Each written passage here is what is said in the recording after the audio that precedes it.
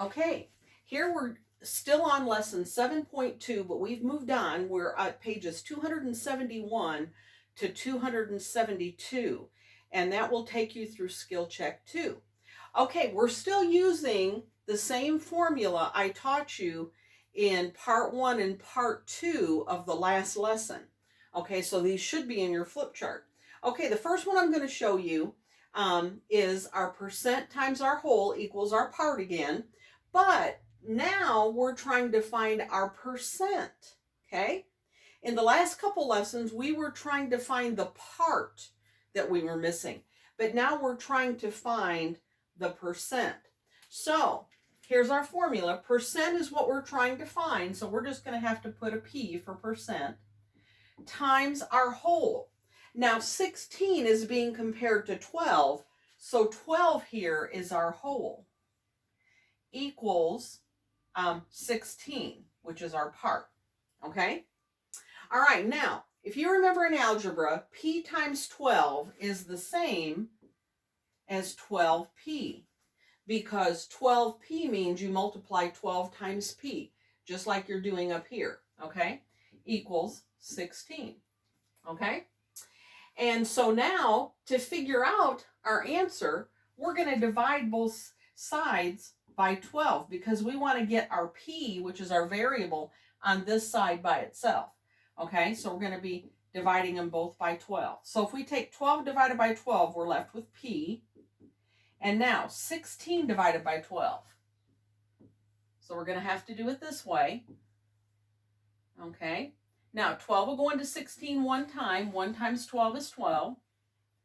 We subtract, we get 4. Now it hasn't come out even. So we're going to have to add a decimal point and a 0 and bring it down. 12 goes into 40 3 times. 3 times 12 is 36. We subtract, we get 4. Still hasn't come out even. Let's try one more 0 and bring that down. 12 goes into 40 3 times again. 12 times 3 is 36. And again, we get 4 left over.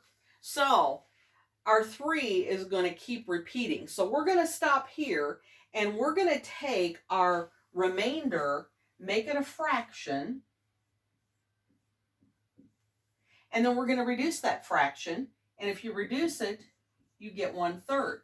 So now we're left with 1.33 and 1/3.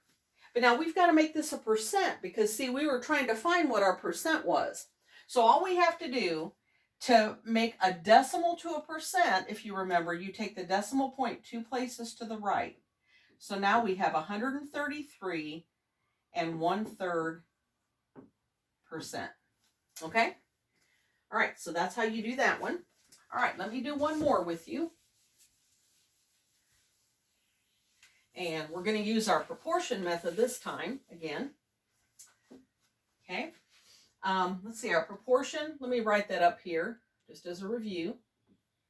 Our part over a whole equals percent over 100. Okay, now here's our problem. 108 is what percent of 150? Okay, so we're just going to plug in our answers, our numbers here. Our part here is 108. Okay, that's our part. Our whole is 150.